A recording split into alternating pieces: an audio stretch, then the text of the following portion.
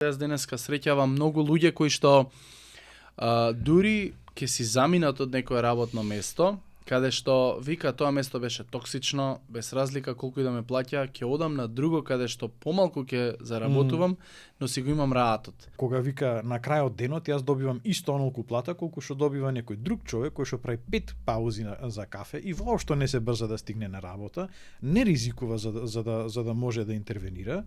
И така го водевме муабето за на крај да дојдеме до ситуација кај што викаме, ма твојата работа не е само ти да удриш една штиклирка дека си извозил толку и толку километри. Твојата работа е служба на жртвата и служба на цело општество. Без цел, едноставно некој пат се работи и за...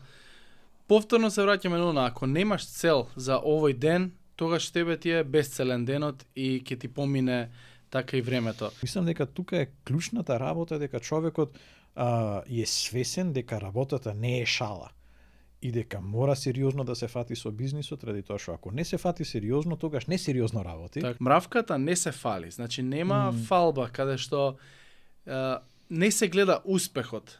Нивниот успех и кај пчелата не се гледа на некој начин успехот.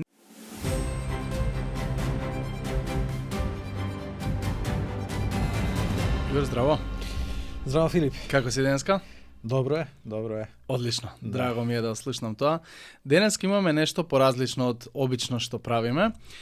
Би сакал да прочитаме еден текст од Библијата, од книгата Пословици Соломонови, кои што даваат многу поуки за човекот. И многу луѓе викаат тоа е застарена книга, зошто ја читаш, што ќе научиш денеска пред толку многу години пишувана, но ќе видиме дека има толку многу мудрости и практични примери за нас луѓето и ден денес во светот и општеството во кој што живееме, кои што може да ни помогнат да се разбереме себе си, да го разбереме светот и да едноставно станеме подобри луѓе.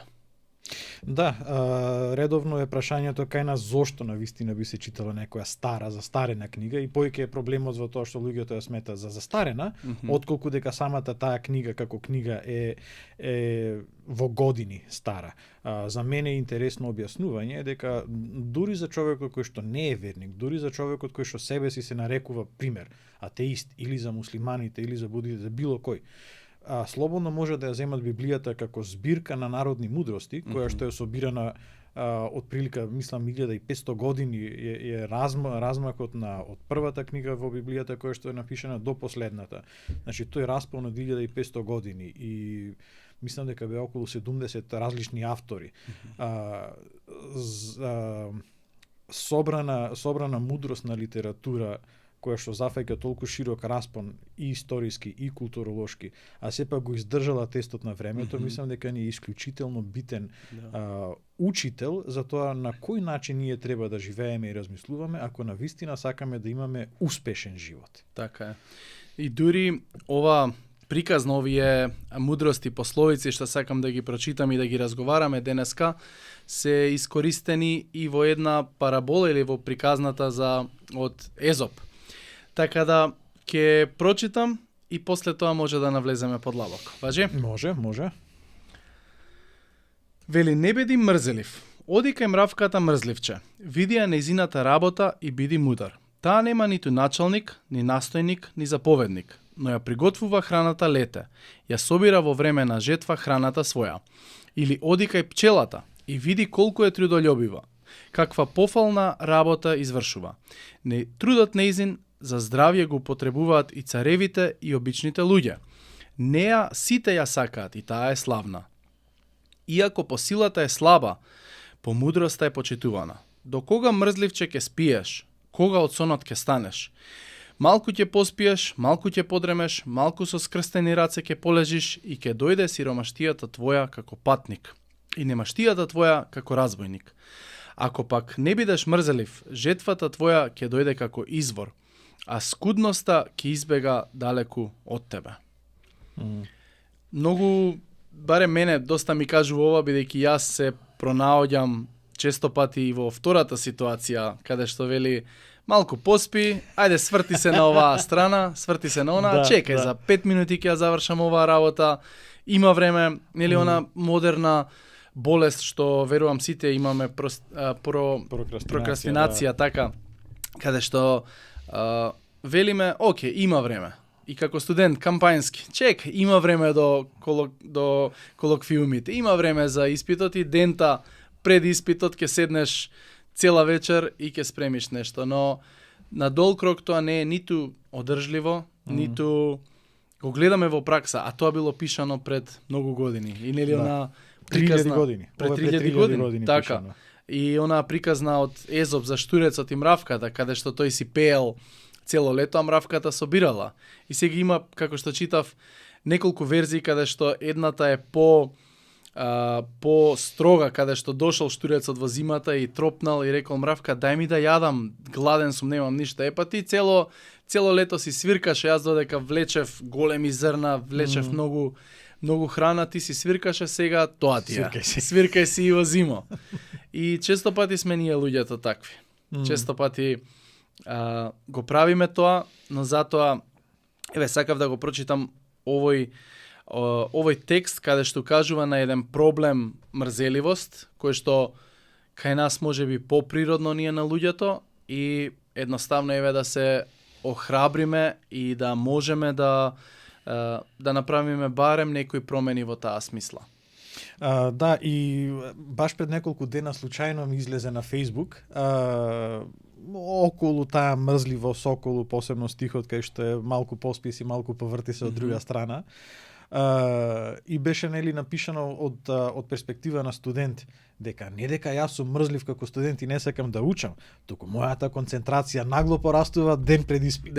Да, и тоа е добро. Да, окей, ќе ти порасти и мотивацијата и концентрацијата ради тоа што неизбежноста ти стигнала веќе на нога. Ама не е рецепт за добар живот. Така. Посебно, да речеме, после 20-30 години работен стаж, кај што ако секое време ние чекаме да стигне веќе крајниот момент да се пушти некаков проект или да се заврши некоја работа, таквиот начин на работење уствари ќе ни предизвика прво стрес, да, кој што е нели тој тивок убиец, и после она што ние ќе го сработиме нема да биде максимално сработеното, односно ќе биде минимално едва да речеме за шеска, колку да се заврши. Така. И после ние кој ќе имаме на цела култура на луѓе кои што работат за шеска, не можеме да имаме процвет во нашиот живот, во нашето општество, а горе долу знаеме дека да научиш за шеска е скоро исто онолку тешко колку да научиш за десетка, така. Само што ова за десетка барало малку поконсистентно работење. Да.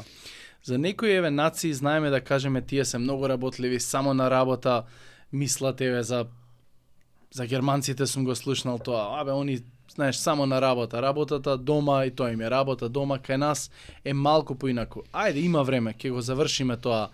Ќе се слушнеме, ќе се договориме, ќе биде. Некако не пристапуваме на таа работа со должно внимание и со посветеност. Веројатно, она што го кажува текстот дека ние не работиме или не собираме во време кога се собира, туку чек, уште малце ќе одморам, како штурецот. Ќе одморам уште малце, ќе си пеам, ќе си свирам, ќе си шетам, но кога ќе дојде тешкото време, зимата, кога ќе не можам веќе да работам или ќе нема ресурси, тогаш ќе ми дојде она тешкото, ајде каде и кога ќе се прехранам јас за оваа зима. Да, мислам дека тука нели она нашата почетна премиса за тоа што е работа, дали е проклетие или е привилегија, баш и во текстот го гледаме дека да, ти можеш да настапиш кон работата како тоа да е некоја проклетија, па нели ќе гледаш да ја одложиш таа проклетија, таа казна што е можно подолго, да не бидеш под казна, под наводници. Ама реалноста е поинаква и е добро да имаме ваква книга која што ни дава еден таков широк снапшот на цела цивилизација, кај што ние не можеме да речеме ама денеска работите се поинакви отколку што било порано. Да. Не се поинакви, секој кој што сака да работи, неминовно ќе има поквалитетен живот отколку оној кој што на работата гледа како на некое нужно зло, кое што мора да се претурка, и ќе прави све што може само помалку од тоа да направи, како што нели ние желата да возиме брзо. Па после сите ограничувања за брзина ги гледаме како нужно зло кое што мораме да ги истрпиме. Да. И ова ми е посебно овој текст сега и на моја кожа го чувствувам, бидејќи зимото имавме проблем со мравки дома, иако после секое нели со мали деца се прават трошки, значи се обидувавме на секој може начин да ги минимизираме, секој пат јадеме на маса, после маса се собира, се чисти, значи да не дозволуваме воопшто да има ни трошка.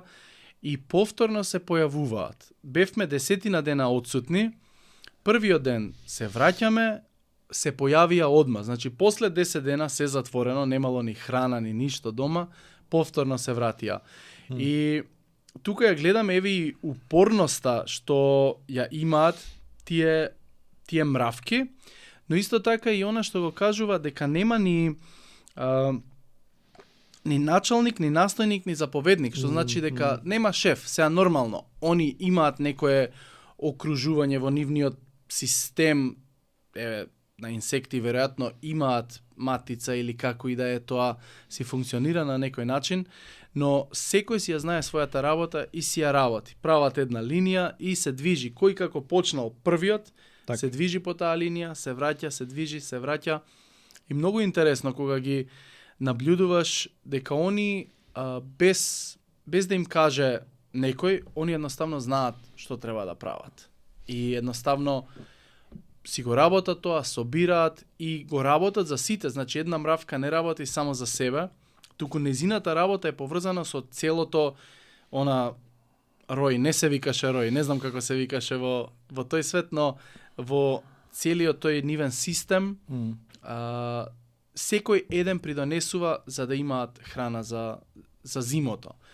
И јас лично го осетив тоа на моја кожа, каде што не можев никако да се спасам од нив, за таа упорност и таа настојчивост, и тоа ме учи и мене какви треба да бидеме во нашата работа. Да, мене исто додека го гледав текстот баш ми излезе таа слика за нели како што вика во седмиот стих дека нема начелник, нема настојник, нема заповедник. Тоа ми беше многу интересно зашто во менаџментот нели на една фирма прашањето секогаш е на кој начин ти можеш да го мотивираш вработениот да даде некаков максимум од себе си. Порано беше полесно, менеджерите размислуваат па само покачи му плата и ќе видиш дека ќе работи поиќе. Сега проблемот е во тоа што кога ќе пробаш да го мотивираш некој да работи за поголема плата, идеш до ситуација кај што ќе се прашаш дали поголемата плата произвела поголема продуктивност кај тој човек. И за жал народната вика тој што ќе ти работи за 1000 денари, ќе ти работи за 10.000 денари. Идејата тука е дека ти ако човекот кој што одлучил работата е штетна, работата е угнетување на мене, колку без разлика колку пари да ми дадеш, не можам да работам повеќе ради тоа што тоа за мене е некаков отров. Точно. А па на западот ја имаме таа идеја на self-starter, кај што човек кој што сака да работи без разлика на тоа дали добива подкуп во форма на плата, или ќе рече ја ќе работам повеќе и ради тоа што работам повеќе, затоа добивам поголема плата. И тука перспективата мислам дека нас ни е сосем поинаква.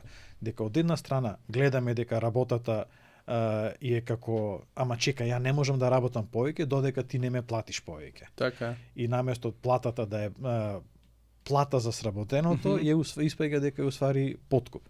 Да. И кај мравките гледаме дека ти немаш подкуп, ке ти плата поиќе за да работиш, едноставно го работиш кој твојата улога во таа општество, тоа мравкино или општество, е да бидиш работник кој што ќе носи храна, некои други мравки нели ќе бидат ги штитат или го прават патот и секој си знае улогата. Но многу интересно и она што го кажа во однос на платата. Јас денеска среќавам многу луѓе кои што дури ќе си заминат од некое работно место, каде што вика тоа место беше токсично, без разлика колку и да ме плаќа, ќе одам на друго каде што помалку ќе заработувам, но си го имам раатот.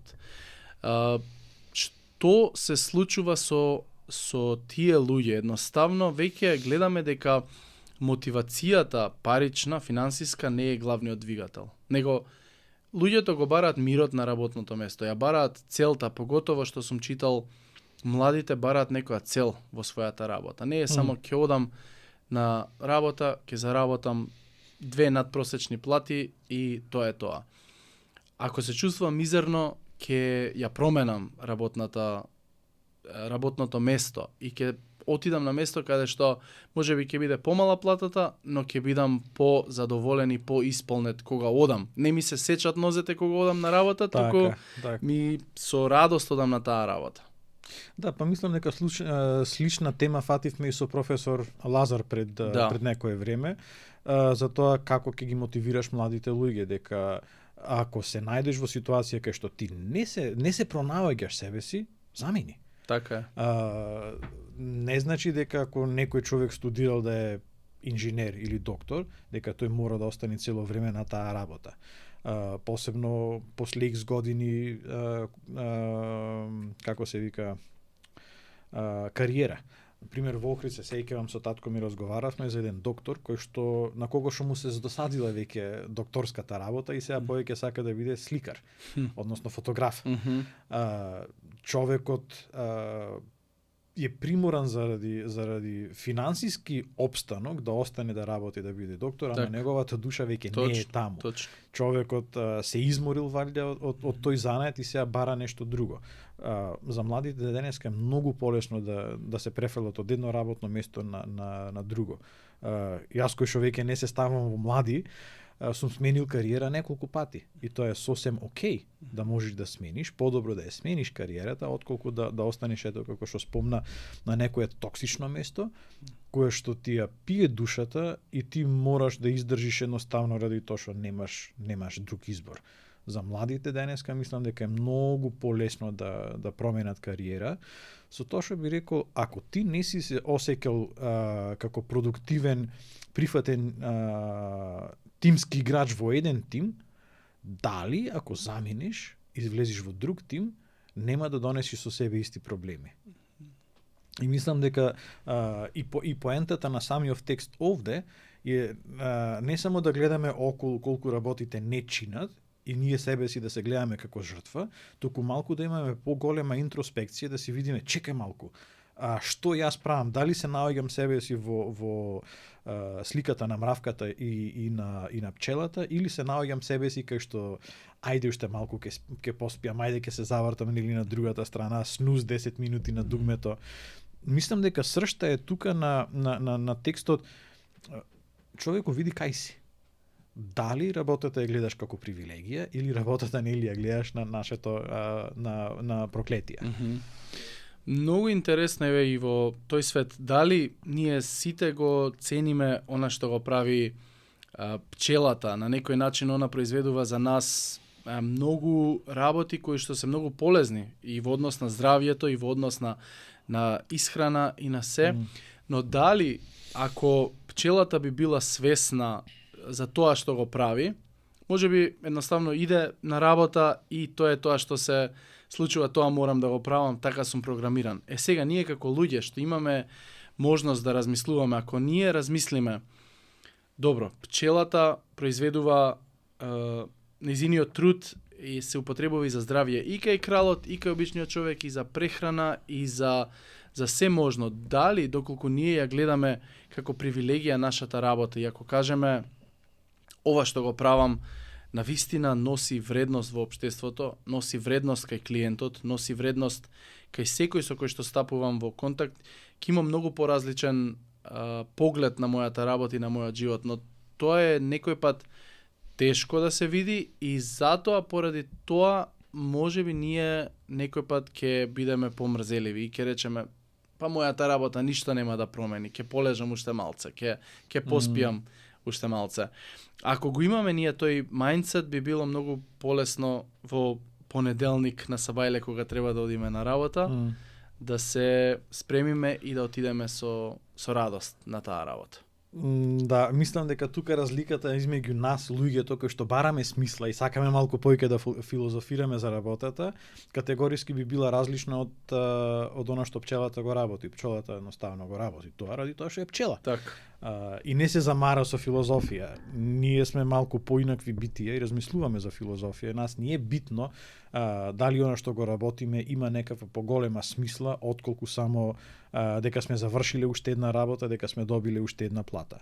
Да. Интересната работа што јас тука ја читам, барем она што мене ми отскокнува, е дека ако пчелата би знаела дека цел живот ќе го помине за да собери една лажица мед, мислам дека отприлика така беше, дека може да се застане и се праша, што се замарам јас цел свој живот да го поминам за некој Игор да си стави една лажица мед во чајот кој што го пие и квалитативно неговиот живот воопшто нема да биде променет. Тогаш јас како пчела постојам за џабе и работам за џабе.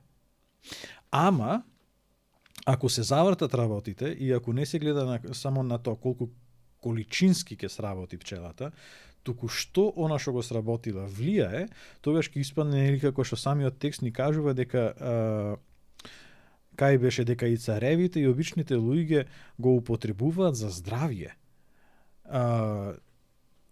Ако го гледаме тогаш нашето работење од таа поголема перспектива, дека тогаш моето возење на пример автобус или моето возење на комбе во брза помош, ево бар савајлето идав со таксист кој што by the way е и шофер на брза помош.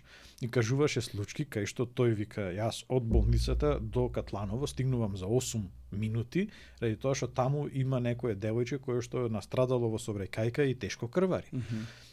И така заправивме муабет и него му беше прашањето и што ако јас брзо возев? Кога вика на крајот денот јас добивам исто онолку плата колку што добива некој друг човек кој што прави 5 паузи за кафе и воопшто не се брза да стигне на работа, не ризикува за да може да интервенира. И така го водевме муабето за на крај да дојдеме до ситуација кај што викаме, ама твојата работа не е само ти да удриш една штиклирка дека си извозил толку и толку километри. Твојата работа е служба на жртвата и служба на цело општество. За ние после да можеме да речеме да, живееме во општество кај што медицинскиот кадар си ја врши својата работа. Дали може подобро? Да, секогаш може подобро. Ама ако тој човек не возел, тоа девојче немало да преживее. Ако таа пчела не го собирала медот, тогаш некој на кој што му е потребна таа и нутритивно и нели витамини или што све нема, не би бил толку здрав колку што би требало да е.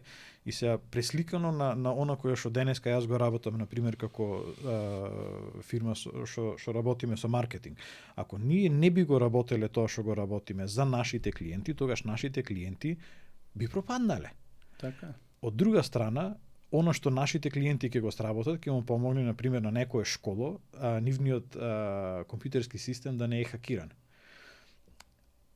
Ние сме напишале еден блогпост, или 2 или 10, или сме направиле некоја Google кампања, и таму некаде во Америка, во некоја школа е спречен хакерски напад од некоја си терористичка организација да не се украдат пеймент информации од илјадници луѓе.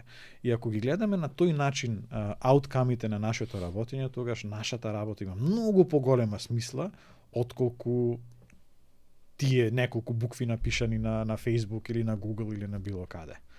Така е, и баш и довербата со тоа се стекнува повеќе во смисла она што го кажа со човекот кој што вози брза помош. Ако ние имаме доверба, еве колку пати се случило, ќе се јавиме, кој знае кога ќе дојдат, но ако имаме такви луѓе кои што навистина еве до сега кога сум седел стварно доаѓале во брзо време, се реагирало, дали кога се случувало нешто на улица, што и да било, реагирале во брзо, но доколку сите одиме со таков начин на размислување, јас морам да стигнам до Катланово за 8 минути, или морам до Ѓорче, до Сарај, до Чаир, до некаде за 7-8 минути, значи тогаш ќе имаме доверба и ако кажам да, јас ќе се јавам и знам дека ќе дојдат за 8 минути, имам доверба во пожарна ли е, полиција ли е, брза помош или пак во твојата работа. Ако јас те ангажирам за кампања, знам дека ти ќе го дадеш трудолюбиво максимумот и ќе направиш со цел, онаа цел што сакаме да ја постигнеме за некој добробит. Така да можеме многу да учиме од животинскиот свет, од она што е пишано како мудрост, како народна мудрост, нели постојат и многу басни, многу приказни кои што ни ја кажуваат таа народна мудрост, но сето тоа влече некој корен што верувам дека се наоѓаете во Библијата, но интересно мене што ми дојде како нешто интересно што го видов во самиот текст е каде што вели малку ќе поспиеш, малку ќе подремеш, малку со скрстени раце ќе полежиш. Не се работи за личност, човек кој што се откажал од се, кој што рекол, готово, 24 часа ништо нема да работам. Јас познавам и такви луѓе кои што на секоја една работа они ќе најдат мана, едноставно се, не, ова не е за мене, овде шефот е ваков, што викаш, ке смени тим, смени фирма, смени тим, и таму нешто не е како што треба. Едноставно проблемот е во личноста. Да.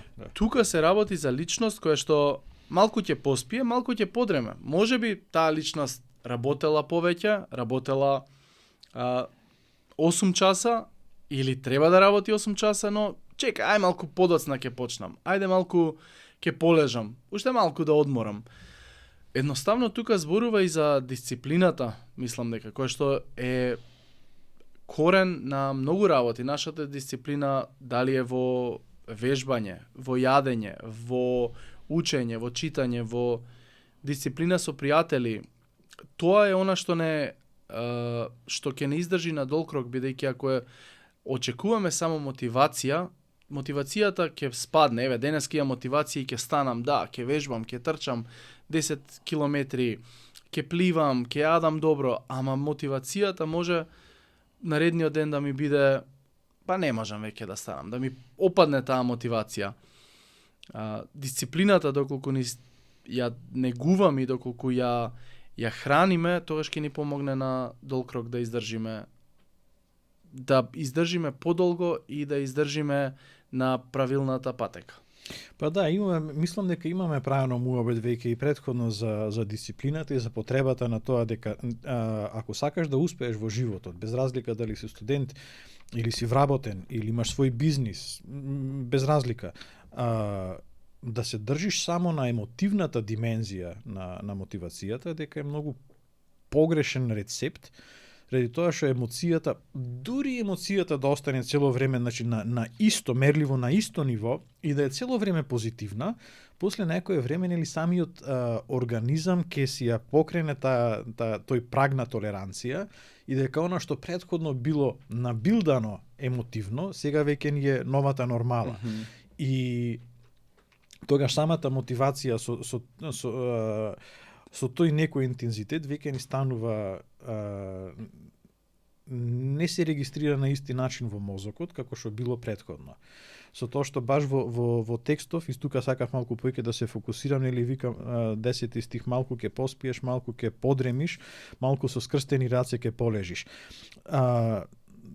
Тука поентата мислам дека не е дека ти не смееш никогаш да си поспиеш и не смееш никогаш да подремиш и не смееш никогаш со скрстени раце да стоиш.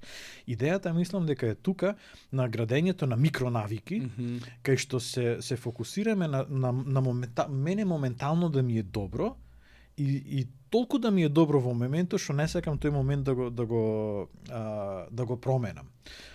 А да знам дека од друга страна таквото неработење ќе има некакви последици. И мислам дека овдека во текстов повеќе е фокусот на тоа дека кога ќе почнеш ти со дремење, пример кога денот ќе го почнеш со неколку снуз на алармот, тоа нели ни се дешава во викенди, знае цел викенд да ти помине онака без везе, дека ти си наместо да станеш во 6 или во 7 кај што обично стануваш во 9, и после цело утро ти е споро и после цел ден ти е некако slow motion и ќе заврши денот и ќе речеш кај ми помина денот. А едноставно грешката била направена пред ти воопшто да станеш. Често го правиме муаветот со синот, 11-12 години сега уште малку ќе прави, И го имаме правено баш ваквиот момент на микронавики. Не можеш да станиш, а да не си ја средиш собата, да не си се средиш себе си, нели, да почнеш да ги правиш оние работи кои што добро ќе ти створат. Тато, ти претеруваш. Претерувам ради тоа што знам на кај знам тој пат кај ќе те однеси. Без разлика на тоа дека ти во денов не е страшно ако станеш во 8 или во 9 или во 10. Ама каков карактер градиш?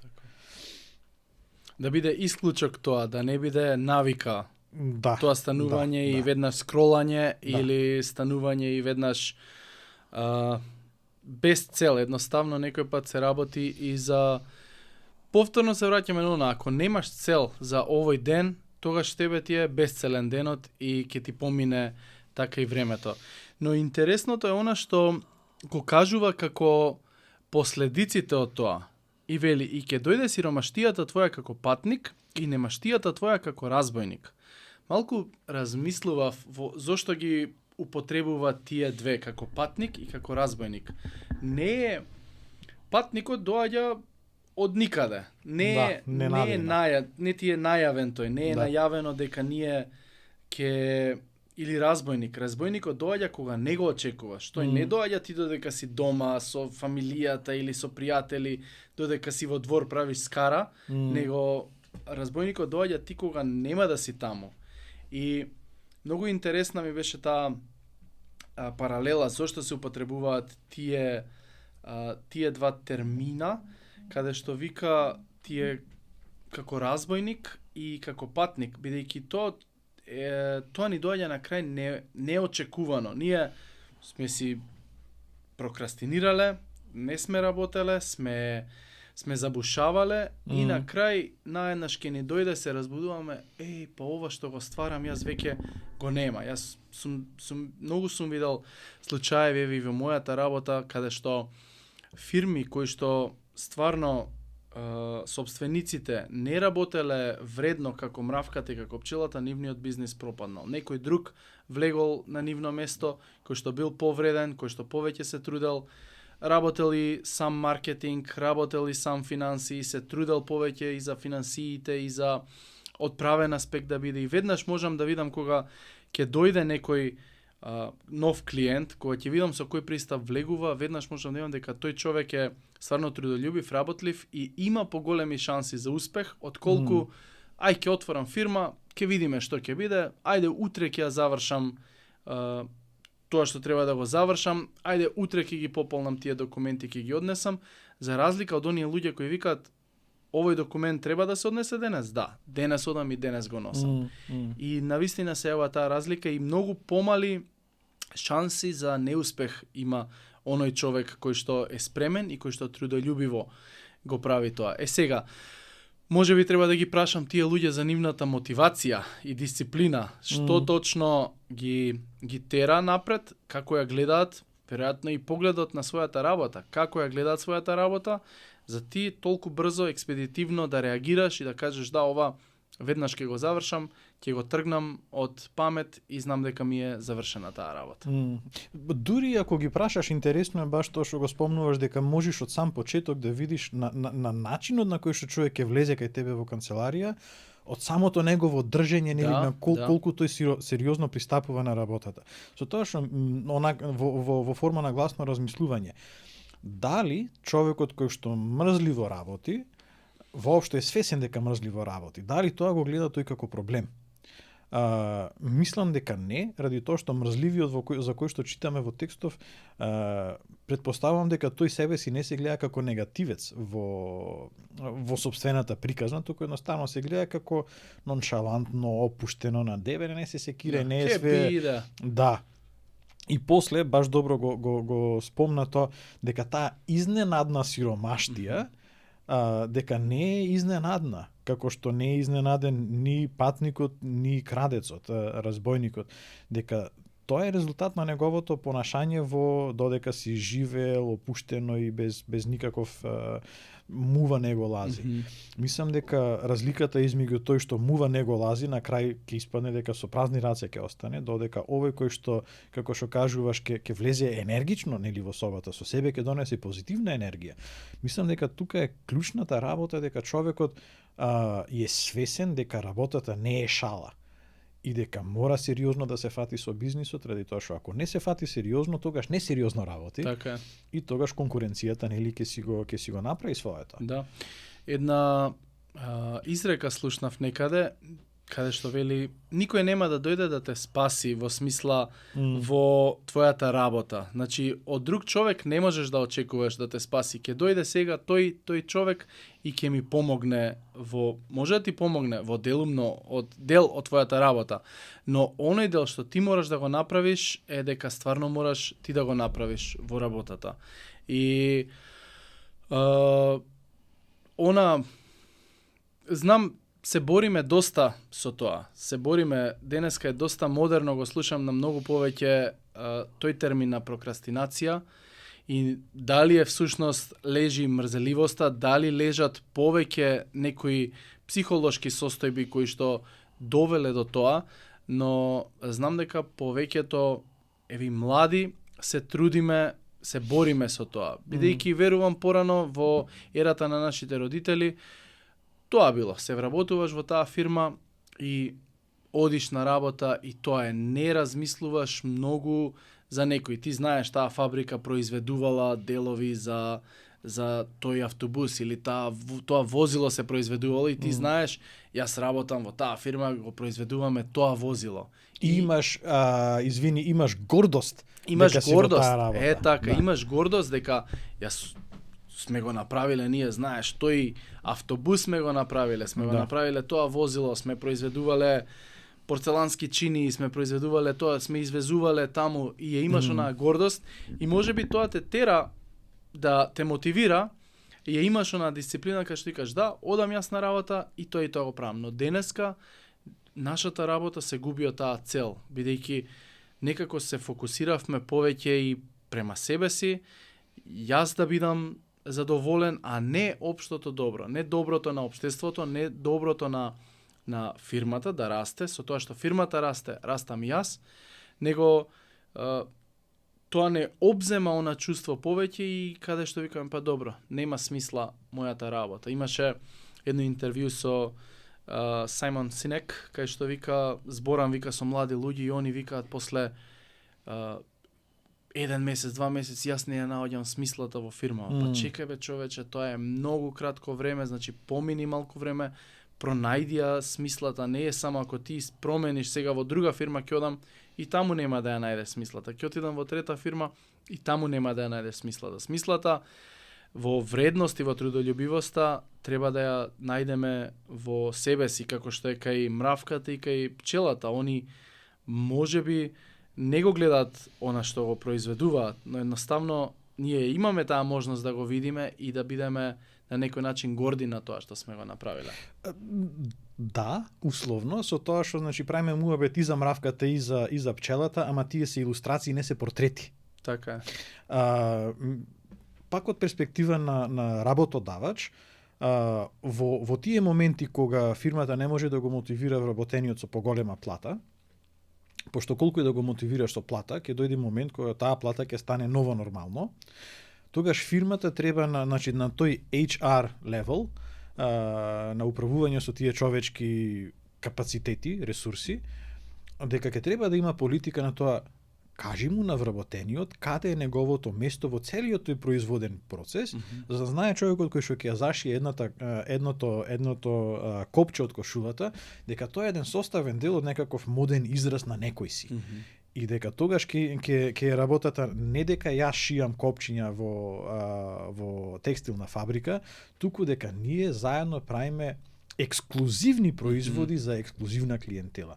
И физички работата нема да е сменета. Ќе е сменет пристапот на работата, ќе е сменето разбирањето на човекот дека она кое што јас го работам е составен дел од еден поголем процес, и уживањето на луѓето ќе биде ради тоа што моje копче е вградено во некаков ексклузивен производ, а не само дека некој ќе го закопчил тоа и толку е тоа. Ме потсетува тоа на една приказна, само не се сеќам точно кај ја прочитав, за тоа на кој начин еден обичен ѕидар може да ја гледа својата работа поинаква. И сега вика, одиш на градилиште и среќаваш еден ѕидар и го прашуваш што работиш, јас местам цигли. И тој човек е убиен во поим ради тоа што тој 8 или 10 сати една цигла, па друга цигла, па трета и само реди цигли. На истото тоа градилиште може да најдеш некој друг човек кој што работи истата работа и да го праша, а што правиш ти? Кај него ќе биде, па ја не редам цигла по цигла, туку јас градам зид. И дека тогаш малку поширокото сваќање на работата му дава на тој човек подлабока задоволство од работата. А пак ќе одиш кај третиот мајстор, можда кај главниот мајстор и ќе го праша што правиш ти, тој ќе ти рече јас му градам куќа на Севишниот. И тука идејата дека одиш нели на градилиште на црква, кај што тројца мајстори работат иста работа, ама перспективата му е поинаква. За да добие човекот поинаквата перспектива, од една страна да секој човек си е одговорен за тоа како го перцепира светот, ама од друга страна, како што фирмите имаат сега политики за родова еднаквост, за запазување на правата на сите луѓе кои што се вработени, така би требало да има и политика за да се освестат луѓето дека ти не шиеш само копчиња или ти не ставаш само цигла по цигла. Правиме нешто заеднички поголемо од тоа мало твое работење. Ти си составен дел од една голема машинерија која што прави големи работи. И мислам дека ако на таков начин се гледа работата, дека тогаш нема да е проклетија, тогаш нема да е некое нужно зло кое што само треба да се издржи, туку ќе биде денеска одам нели ја градиме куќата на Севишниот. Како што ти мислам кажа во некој од нашите претходни разговори, каде што во НАСА центарот прашале некој хигиеничар што правиш ти тука? Он не рекол го чистам подот или чистам стапки, него рекол помагам да се качи човекот на месечината. Значи он ја има визијата, ја гледал визијата на самата компанија, на самото на што се случи, ја има целта. Мојата цел, мојот придонес е ако тој пот биде чист, ако биде се во ред, тогаш ние ќе формираме, ќе бидеме една целина која што ќе помогне нели ракетата да одлета и да отиде каде што треба да отиде.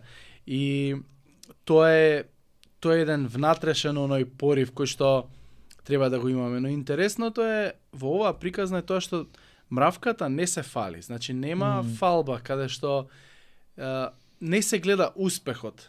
Нивниот успех и кај пчелата не се гледа на некој начин успехот. Ние луѓето после го гледаме кога ќе излечеш цело саќе полно со мед, така. Планински убав, замисли таму нели на планина уште потешко да се најде и нектар и сето тоа, но кога ќе го добиеш тој планински мед кој што не сум пробал, вела дека е многу подобар отколку оној другиот. Од шеќер праен. Од шеќер праен.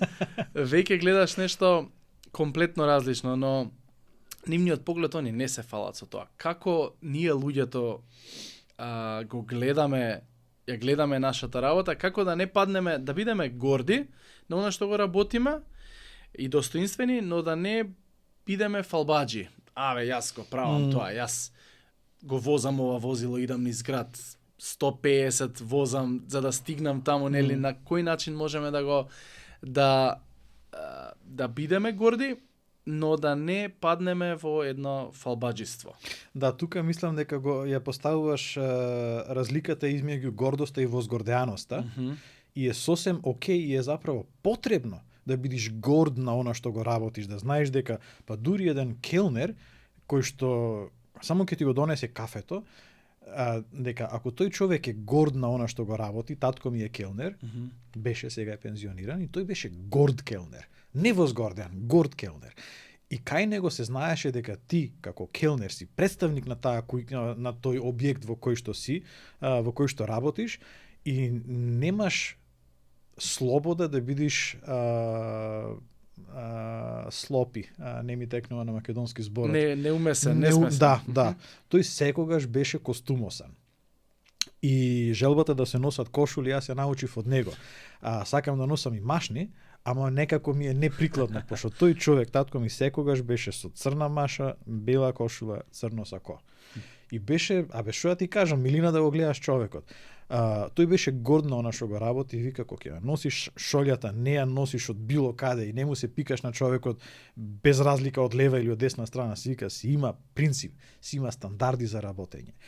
И сега кога еден келнер може да се придржува до тие научени стандарди кои што се направени за општо добро, може да си замислиме на кој начин се осеќале гостите, неговите гости, или па како се осеќале гостите на некој друг, кој што е два и влечел нога за нога да е келнер, а уствари во душа бил механичар. Мислам, конкретно правам муабе за човек кој што навистина беше механичар по душа и остана механичар човекот. Ние треба да ги раздвоиме идејата на возгордеаност, во смисла што викаш, види, ја што можам да направам, од она, не сум обичен шофер, јас возам брза помош и не возам комбе, спасувам животи. Така. И мислам, по возвишената, по-добрата перспектива, по-широката перспектива на моето работење, ќе ми овозможи да бидам горд на она што го работам, а пак и мојата свесност дека способноста да возам рацете, нозете, видот, возилото кое што го водам, дека ми се мене доверени. И кога своите способности ги гледам како дарови кои што ми се даени, тогаш немам место да се возгордеам. Тогаш ми е само уште поголем повикот да дам максимум од себе си, да бидам горд, да бидам задоволен со она што го работам и да се прашувам на кој начин можам подобро да го направам нештото. Без разлика на тоа дали е шофер или е келнер или гради некој зид или некоја куќа. Знаеш, и сега да не разберат или да не сватат гледачите дека само треба да се работи, дека не треба да одмараме, треба и да одмараме, но треба да имаме вистински одмор каде што ќе ни треба да си ја собереме силата за во момент кога работиме, стварно да работиме. Еве во повеќе наврат имам слушнато, шефот не ми ја зголеми платата, па ќе работам помалце. Знаеш, за таа плата што ја имам, место да работам 8 часа, ќе работам 6 часа. И мораме да знаеме кога ни треба одмор, мораме да знаеме и кога треба да работиме и да направиме јасна дистинкција кон тоа, но сепак повторно се води и носи кон тоа за целта на работата. И за она што го збориме целата епизода, каде е мојата цел и што е она што го градам. И тоа да ме мотивира и да ми даде дисциплина за да продолжам понатаму. И на крај завршува самиот текст каде што вели: ако пак не бидеш мрзелив, жетвата твоја ќе дојде како извор, а скудноста ќе избега далеку од тебе. Како извор, значи од извор, од земја, бунар, тој цело време има. Цело време извира, самото од себе извира. И кажува за нашата карактерна особина, ако не сме мрзливи, цело време ќе извира од нас. Без разлика дали сме маркетер, механичар, инженер, правник, што и да сме, мрзеливост, ако имаме на трудолюбивост и не сме мрзеливи, ќе извира од нас. Што и да фатиме, што и да направиме со таа трудолюбивост, ќе има еден извор, а нели последователно на тоа скудноста ќе избега далеку од себе, далеку од тебе. Што значи нема да бидеме и во материјално, но и духовно сиромаштво доколку сме вредни, а не мрзеливи. Да, и мислам дека тука усвари идејата дека жетвата ќе те дојде како извор и дека сиромаштијата ќе избега од тебе, дека тие се усвари како истата идеја, само повторена со поинакви зборови, тоа се вика паралелизам во еврејската литература. Со тоа што фокусот јас овдека би го ставил на идејата дека жетвата ќе дојде како извор и она што викаш изворот како некој бунар. Било потребно време и енергија за да се изгради тој бунар, значи не дошол туку така, ама сега штом веќе сме вложиле труд и време за да го изградиме, сега тоа ни е нас ресурс на кој што ние можеме цело време да се наслониме и цело време да влечиме бенефит од тоа. И сега поврзано со претходниот стих, дека ние немаме околу прашањето на работа, ние немаме неутралност. Односно, ако не работиш, потпаѓаш под влијанието на мрзливоста. Сега правиме муабе, значи за човек кој што е здрав, прав, способен за работа. Так. Не правиме муабе за исклучоците. 80-90% од луѓето се здрави, прави, работоспособни. Човекот од тие 90% кој што одлучува дека јас денеска ќе го потрошам својот ден, способности, ресурси за да работам, дека тој прави нешто добро. Гради ресурс, гради во себе работна навика која што после X повторување го изградила карактер, нели?